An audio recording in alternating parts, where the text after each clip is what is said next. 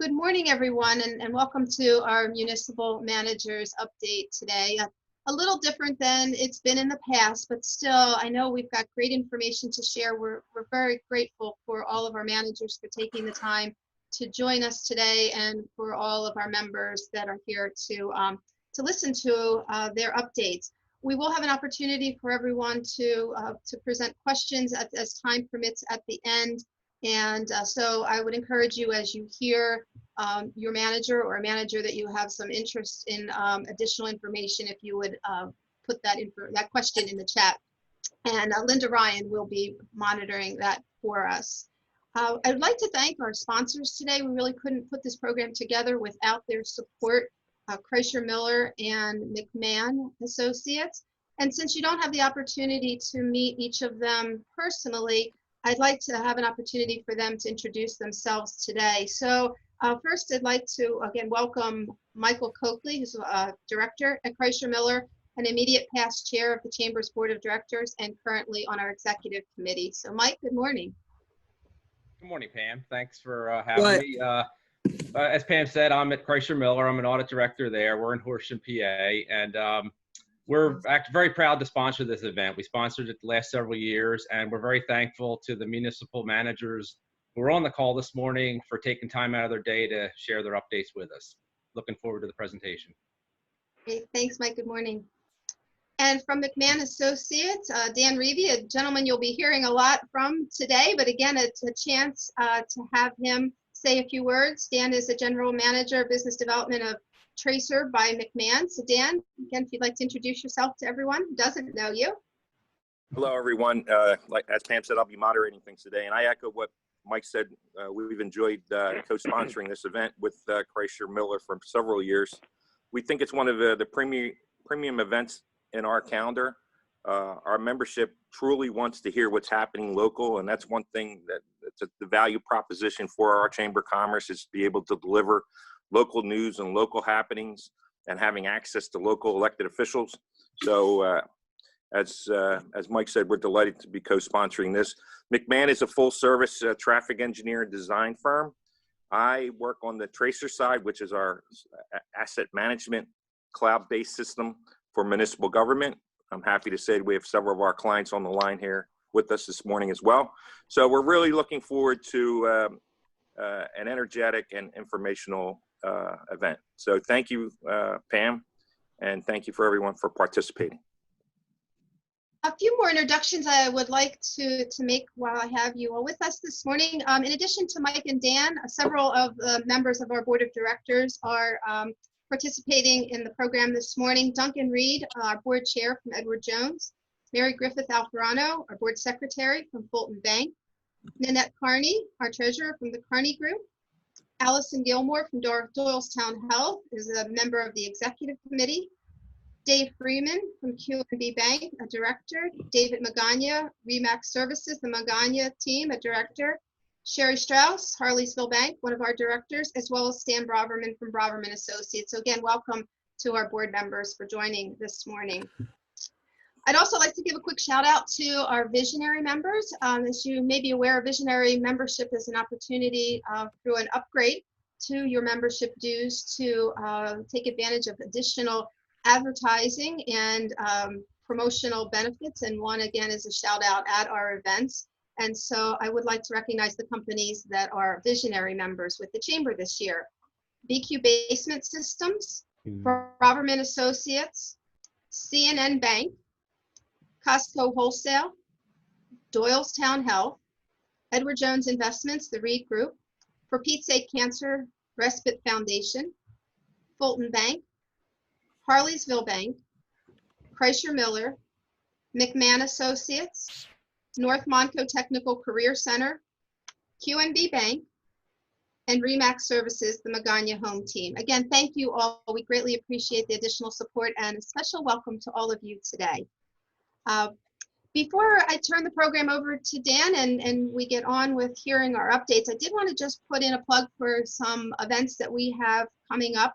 On Friday is our Power Your Potential Montgomery County Women's Conference. It's our 5th annual, and as with everything else, we had to convert that to a virtual program, but it is a full day of really inspirational and empowering presentations. And so if you are still interested, we are accepting registrations and would welcome you to join us.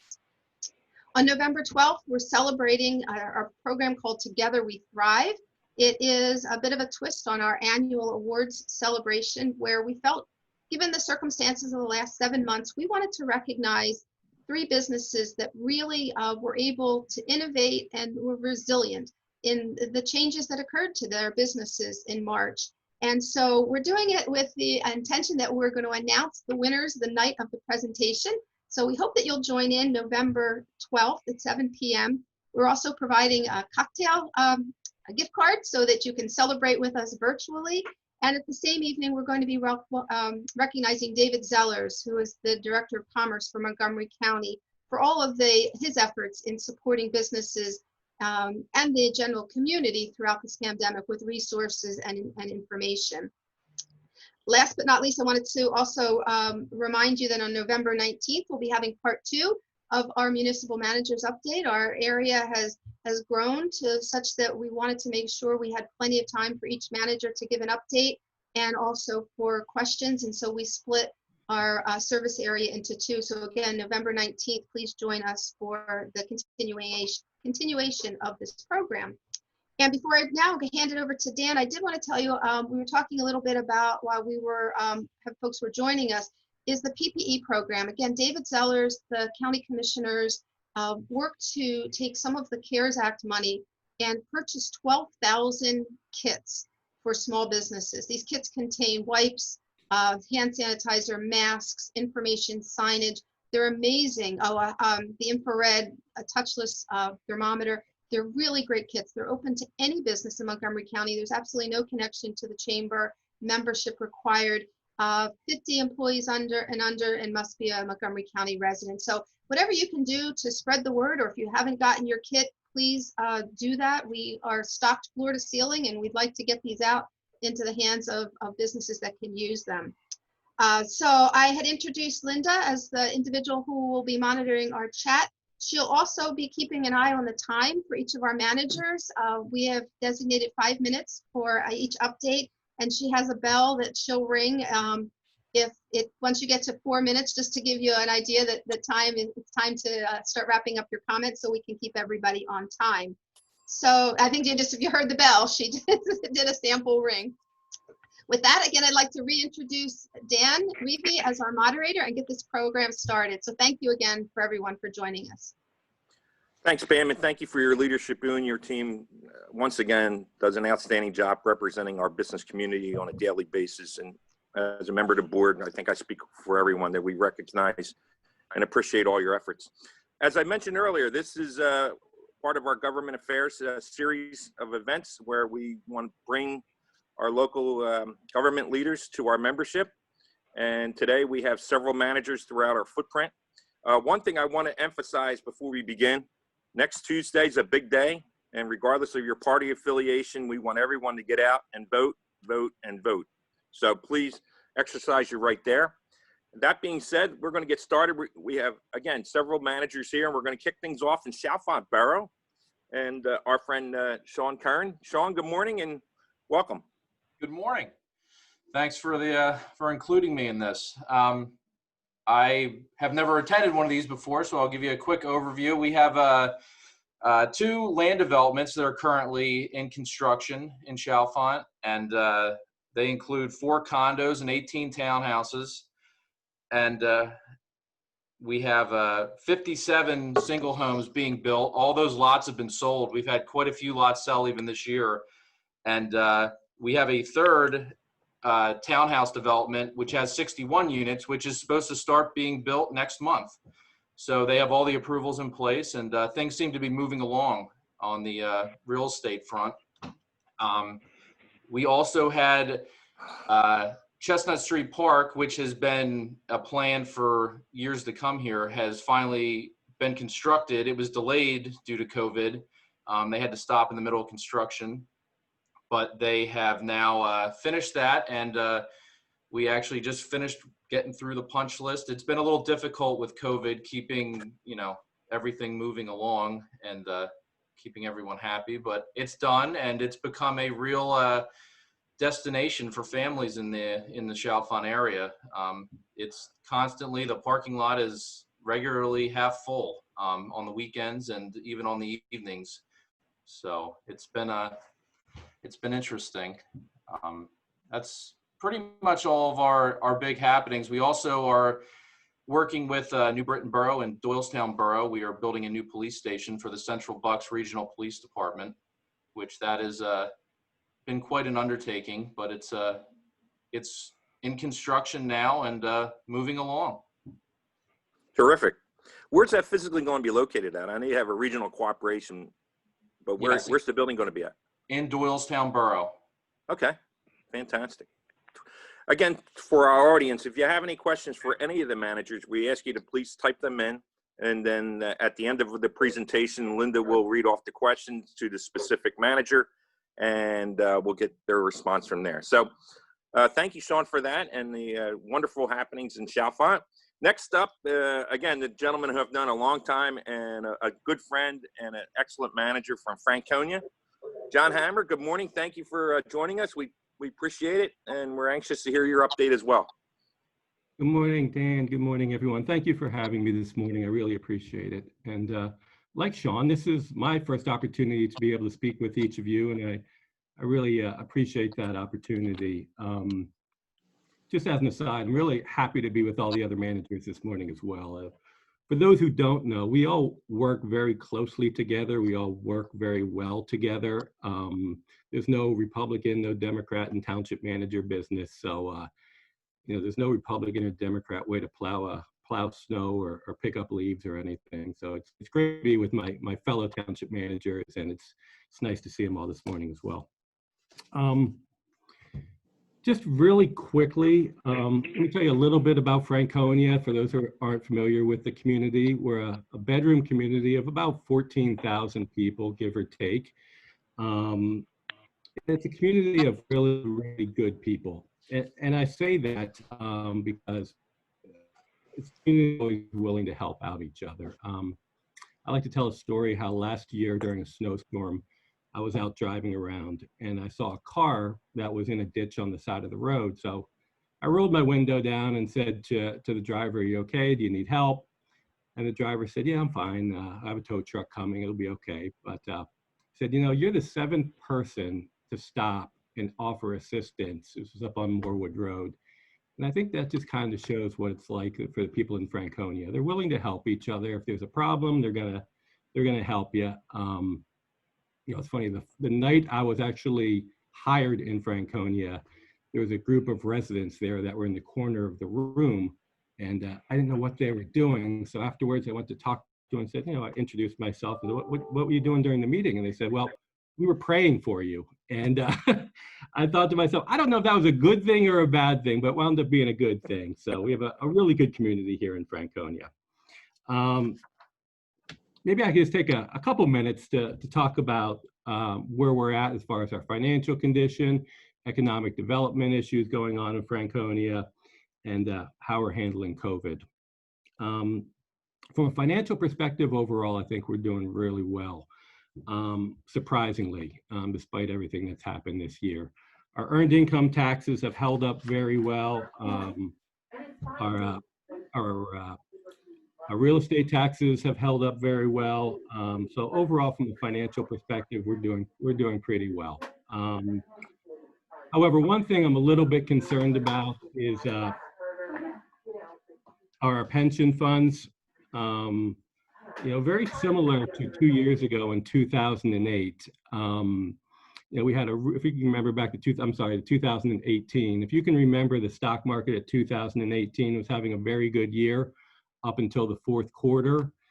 And I'm a little concerned that if the stock market does not hold up throughout the year of 2020, that our pension funds could take a little bit of a hit. For instance, when the fourth quarter of 2018, the stock market went down, that affected Franconia Township's budget by about $100,000.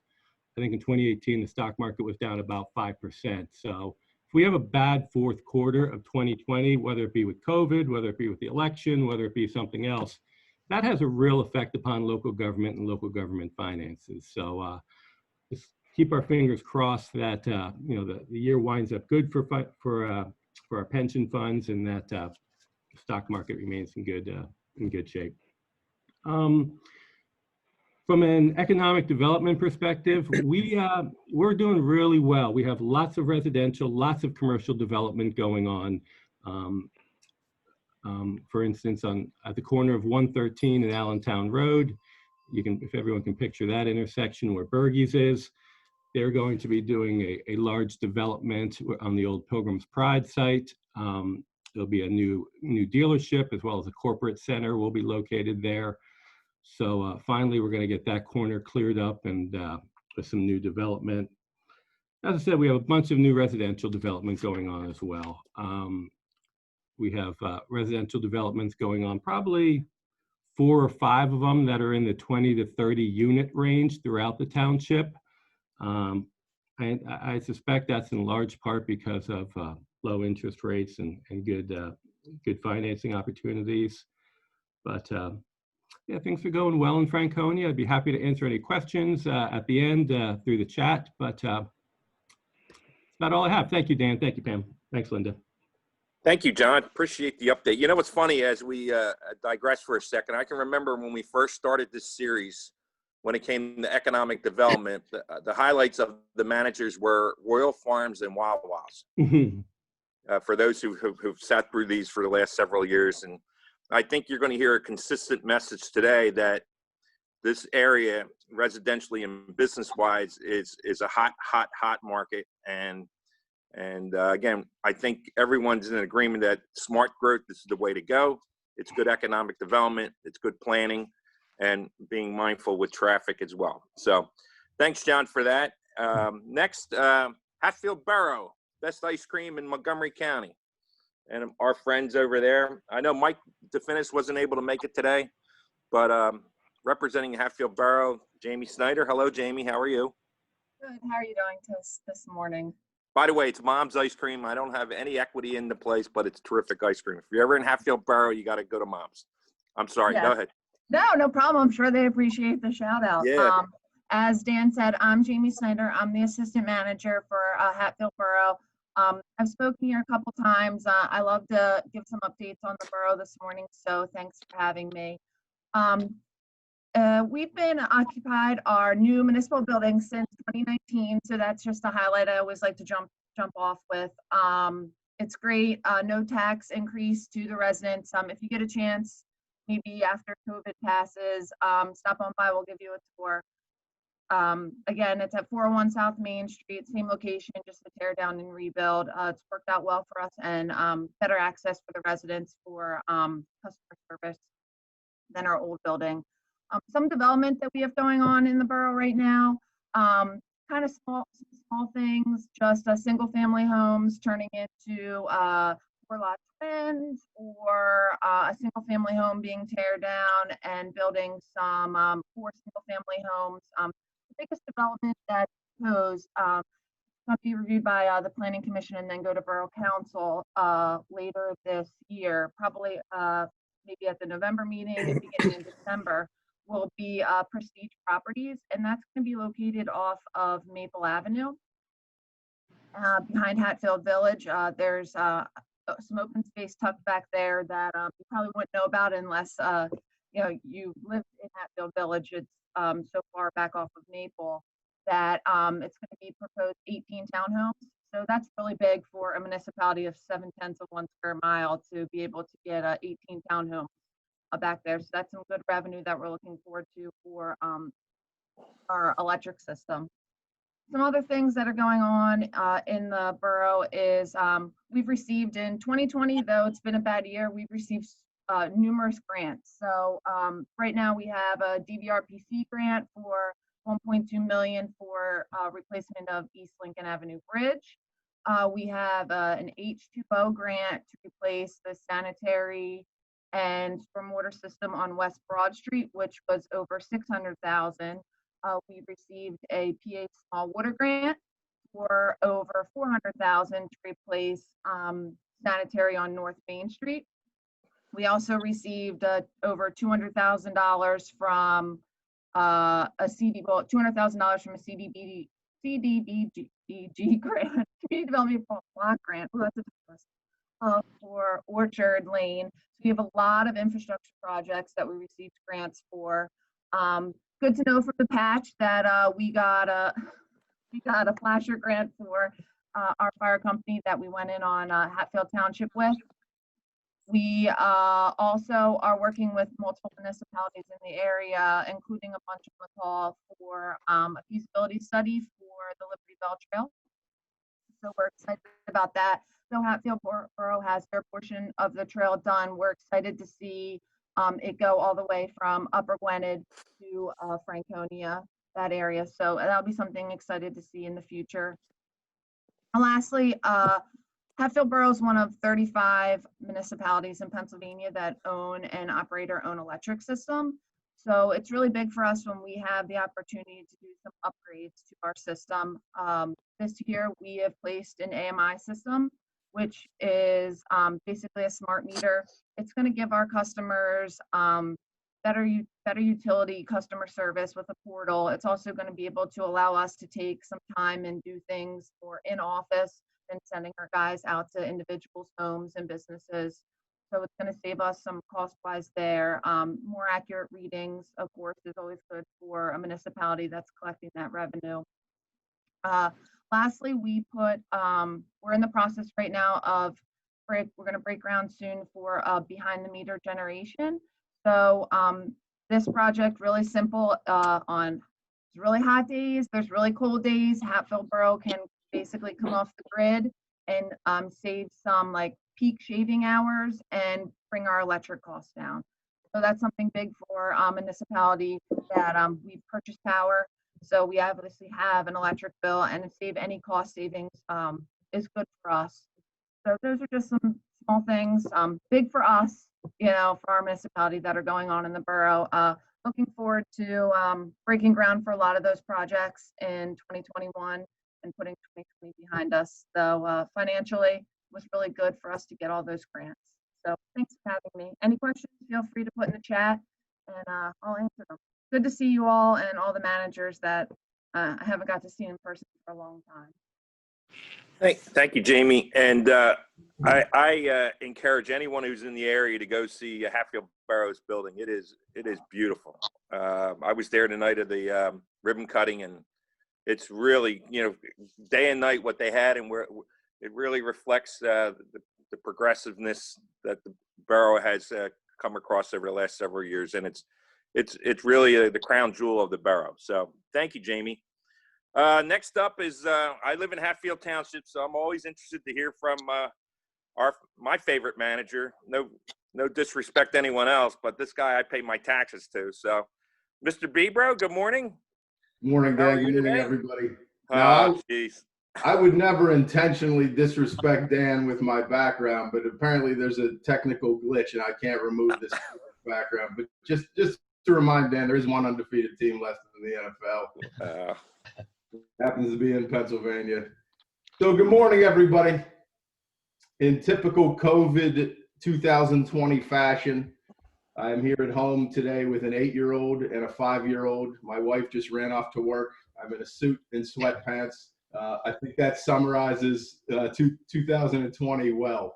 So I hope you're all hanging in there. With that, I certainly respect and appreciate what you have had to deal with as a business in 2020 compared to us in government. We're here. Our jobs will always be here. So we know that 2020 was hard for our commercial industry and other folks. So we appreciate and respect what you had to deal with this year, and hopefully we were able to help.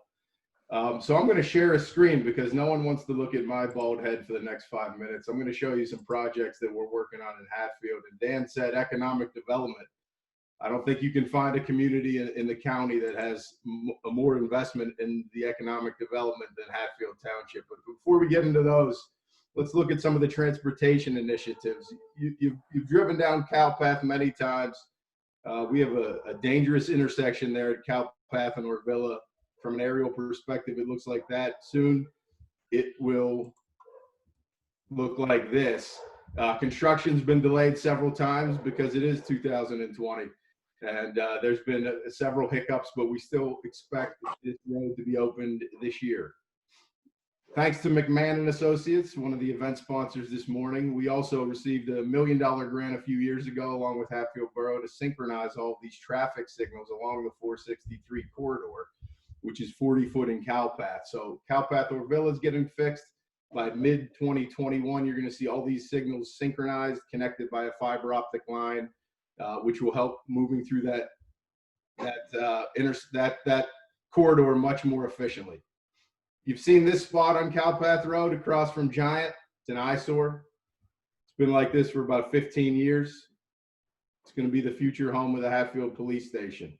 Now, we understand, and we would prefer, obviously, if the private sector would have come in and developed that in nice little shops. We need a few restaurants here in Hatfield, but the truth was that that site was going to remain this for the next 15 years. So we decided to be the change here on our major corridor. Township purchased this property.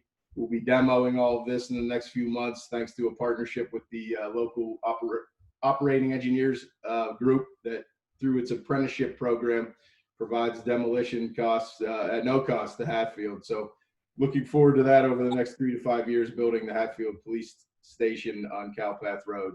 We welcomed a lot of new businesses into Hatfield in 2019 and 2020. Grandview Health came to Hatfield on 309 near the Culmer train station. Beautiful new building, a great upgrade to the corridor on 309. This was the ribbon cutting attended by President Tom Zipfel, the Board of Commissioners. We welcomed Data Logic, an Italian company that invented the point of sale beep that you hear at when you're checking out your groceries. One of many locations it has throughout the world. Sterling Drive in Hatfield, beautiful building if you have a time to drive by.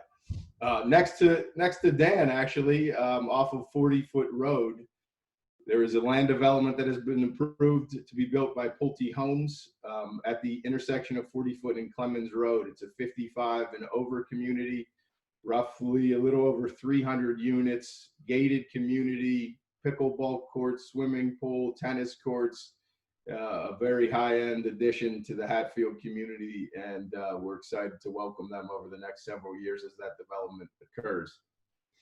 Another land development at the corner of CalPath and Township line, 65 single-family homes being built by Ryan Homes across from the homes you see built now in Franconia under the water tower. So this is across the street at the 45-acre farm that you've seen will be developed in the next few years. All approvals already given by the township. You're driving up 309 at Sterling, you see right now a lot of concrete.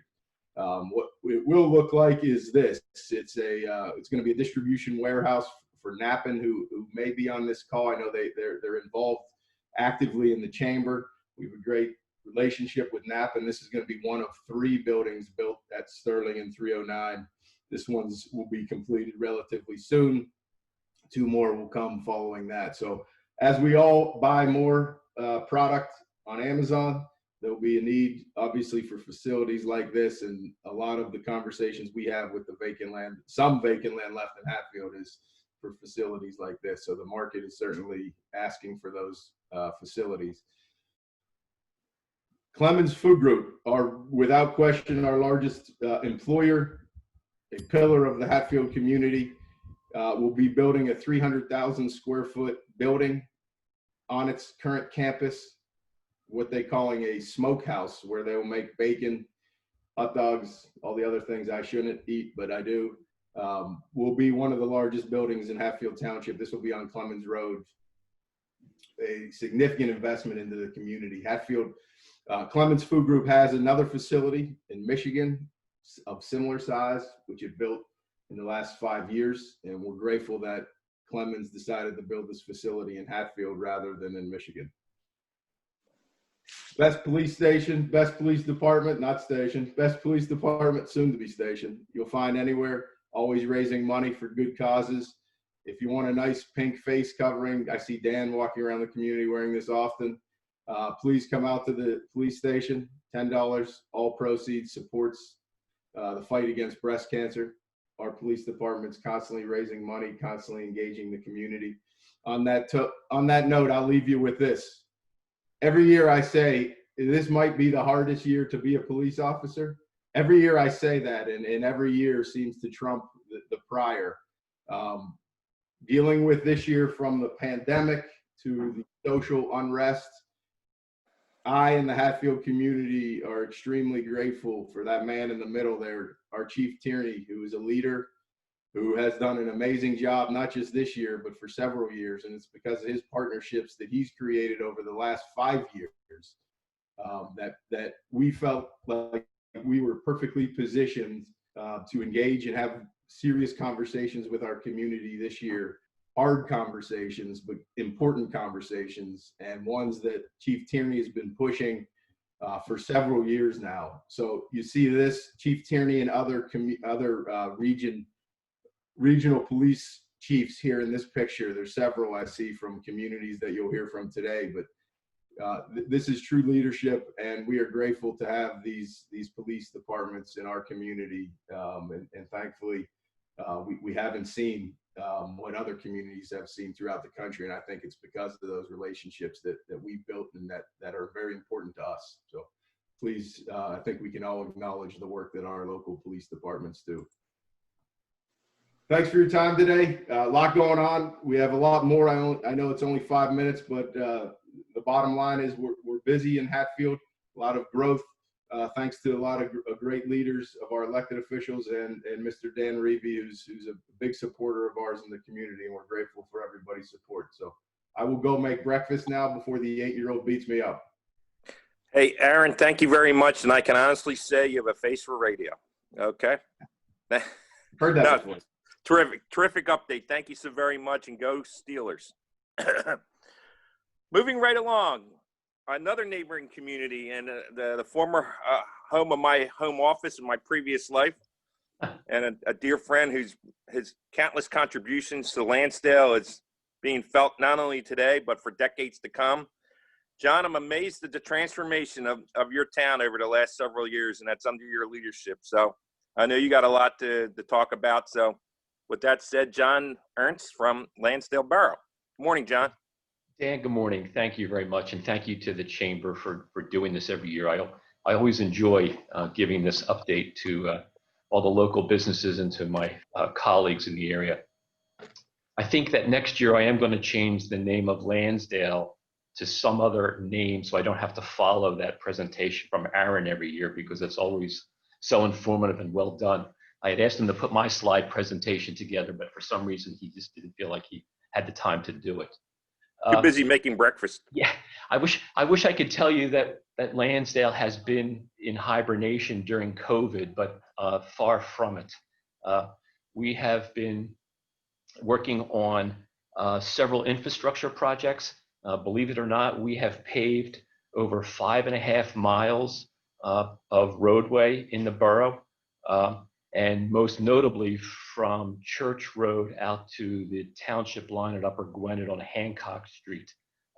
That was a disaster waiting to happen, and we were able to do infrastructure and paving. And then also, most notably, Norway Drive from Knapp Road out to East Main Street. So we have been doing an awful lot of work. Tony is on the call, and I want to give a big shout out to the Water Authority, who has been a tremendous partner in helping us get work done. We work in conjunction with the Water Authority very closely so that our schedules align. And then also want to thank Tony for replacing the water tower over at St. Mary's Manor with a brand new state-of-the-art water tank that he has graciously allowed us to put our logo on as it faces the community. So thank you, Tony, for the cooperation and the partnership. I appreciate it. Sure. Thank you, John. Always a pleasure to work with you. And we always work cooperatively with the borough, and we greatly appreciate that. And that new tank is completed. It's been painted, and we purposely painted it in a way that it matches with the larger tank in the middle of Lansdale. It's white with a dark blue stripe, and it's taller than the one that was there before. And so we're really proud of it. So as you're driving through the area, you should be able to see that. So thank you again for your cooperation with that project. Thanks, Tony.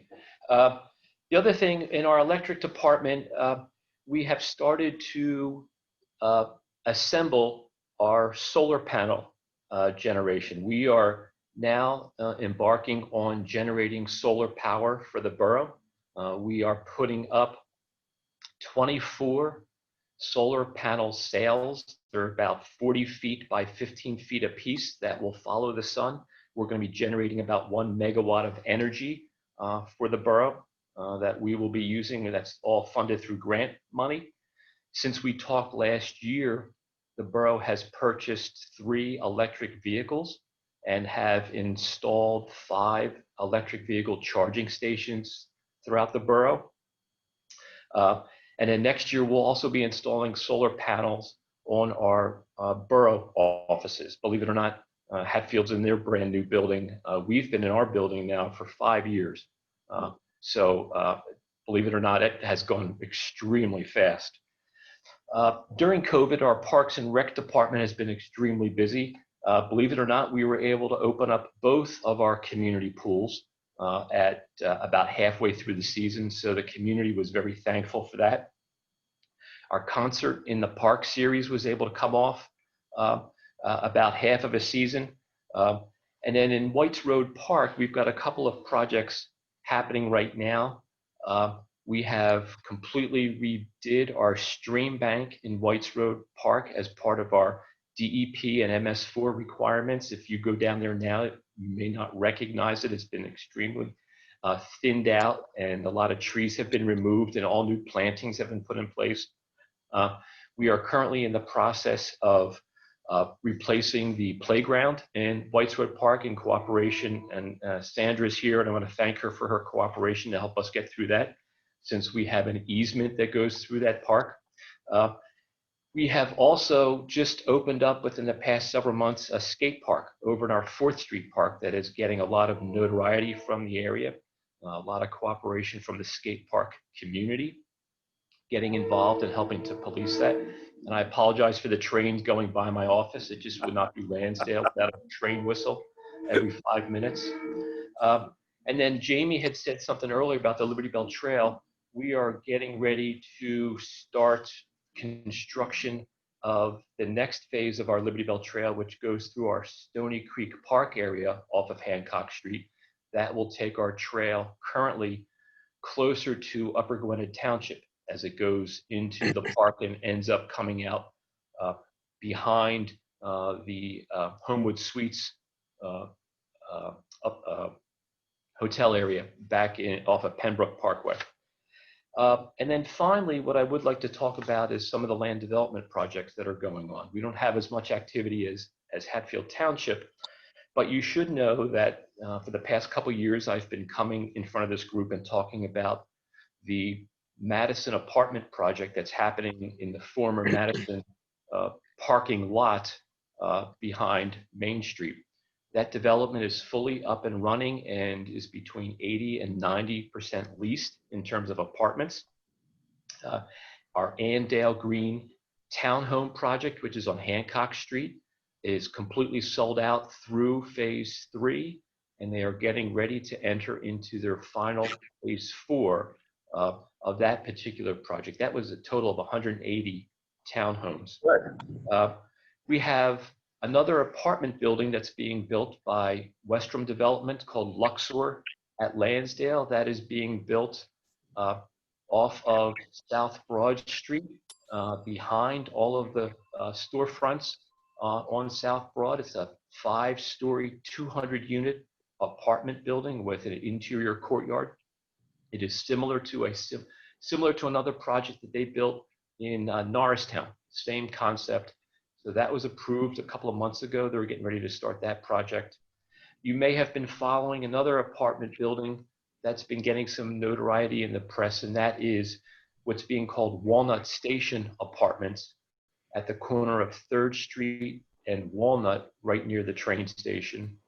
That's getting notoriety because of its design for an completely automated parking garage, where you would pull your car into the garage and a trolley takes the car and parks it for you. It is the first one being proposed in Montgomery County, first parking, automated parking in Montgomery County. This building is supposed to be 100% sustainable green energy, solar panels, gray water, DC current. So we're waiting to see exactly how that goes. It has received its final land development approval. We expect that to start coming out of the ground in the spring. Knapp Elementary School is undergoing a major addition and renovation that is currently underway now. It will go through next season, hopefully opening up in September of 2021. The North Penn Business Park that we share property with Hatfield Township, that is the former American Olean Tile Factory, if you're familiar with that. Currently, that project, that property has about 750,000 square feet of warehousing space and commercial space. That property is undergoing a transformation, and there will be an additional 750,000 square feet added to that project. That will be in the form of 4 separate buildings, all designated for warehousing space. So we look to see that project starting sometime in the spring with building number 1. One of the things that we were able to get in negotiations for that project was a traffic light that will be put at the corner of 8th Street and Moyers Road. So I think for anybody who travels through that area and has to sit at that T intersection, please be patient. We will be putting a Stoltz management will be putting a traffic light there. So hopefully it will help kind of ease some of that traffic congestion. And then finally, before I leave, I just want to add that as we move into 2021, Lansdale Borough will be presenting a budget to council that is fully balanced with no tax increase and no rate increase for our electric customers or any of our other fees for the borough. So as always, thank you very much. Questions are certainly welcome. I look forward to seeing everybody again, and thank you to all the managers for making this such a successful event. Thanks, Dan. John, thank you. And John is also a member of our board and a member of our Government Affairs Committee. He's been a true champion in representing the municipal government line of work, and his insight and counsel has been incredibly beneficial to the Chamber of Commerce. And John, we just appreciate all that you do for us. And to the other managers, is that John was kind enough to step up to the plate when we wanted to include government in our governance. And at some point, John's going to rotate off, and we would welcome other managers who would be interested in serving on our board at some point. We feel it's critically important that we have as many sectors of the business community represented, and government's a key component of that. So again, John, thank you very much for all that you do. And you're right, your town is just going leaps and bounds. So kudos Thanks, to you, Dan. and your board. Yep, I appreciate it. Thanks, Dan. You're welcome. Moving right along, the 309 corridor, and when we think of that, we think of shopping centers and industrial parks, and we have an old friend, but a new friend to our region, Carolyn McCreary, who's how long you been on the job now, Carolyn, over in Montgomery Township? I started in January. Okay, so still in your honeymoon phase, I guess, until you get Oh your yeah, quite the honeymoon. All right, new job and then COVID. Yeah, But Carolyn is a seasoned veteran of municipal management and a terrific woman and a great leader. And she took over for Larry in Montgomery Township. And we're delighted to have you on our call today. And you can give us an update what's happening in Montgomery Township. thanks. So I would say this year, besides COVID, has been a year of transition and change for Montgomery Township. I came in the beginning of January, followed by a finance director, Brian Shapiro, followed by Director of Fire Services, Bill Wegman, and now we are looking to replace our Public Works Director, who is retiring after 40 years with the township, 20 of them as a department head. So Even without COVID, our community has seen a lot of change in terms of the running of the township. Our board changed parties, so that has created some challenges. Getting to know each other, getting to know how everybody wants to do things. COVID, of course, came in. I am proud to say that we didn't miss a beat. We stayed open in terms of the department heads all being present every day. The beauty of a 25-year-old building is there are no open floor plans. We were all, pretty much in our own corners, holding meetings via Microsoft Teams. I have an IT director who looks like a genius now. He brought up Microsoft Teams in February, and we're all like, oh gosh, do we really need one more thing to learn? And he put it in place for us, and we just kept going. As far as our meetings, in July, we resumed in-person public meetings because we have a meeting room that's large enough. We were able to do presentations with the Planning Commission, with the Zoning Hearing Board. I'm proud to say our police department was reaccredited this year and is now a premier law enforcement agency, one of only a few in the Commonwealth, and is led by just an amazing chief. As far as our reconstruction and our road projects, while they were delayed, I'm happy to say that Knapp Road has been fully completed, just in time for the school district to undergo with their project. We did our normal paving projects throughout the township. One of the things that Montgomery Township does, which is a shock to me, is we replace curb and sidewalk throughout the township. I'm not sure how many years that's going to be sustainable, but we did it again this year. And unlike some of the other communities, particularly Franconia, where they're seeing new development, we're seeing a lot of redevelopment. So we're fortunate that our top employers are related to retail, and the bigger ones did not take the hit that some communities saw with employment. Although going into COVID, we were a little under 2% unemployment. In July, we spiked to 11%. We're not sure what 2021 is going to bring. I mean, if this keeps going and starts affecting people in middle management, middle and higher income, we're budgeting for that possibility. We are seeing almost like a chessboard. We're seeing businesses relocate. So, for example, we have where Pizzeria Uno was, we're now being told Green Turtle wants to move there. Where Green Turtle is, we're told there's another eating establishment coming there. Applebee's is going to be raised, and Krispy Kreme is coming back into the township. I think this time being on the southbound side of 309, they're expecting better outcomes. Michael's and Ulta, as you know, have moved to where the former Toys R Us was. We have Hudson Estates, which is apartment complex that is going in a Doylestown Road. We also have a property behind Airport Square, which everyone refers to as the hashtag property because of the formation of the buildings. That is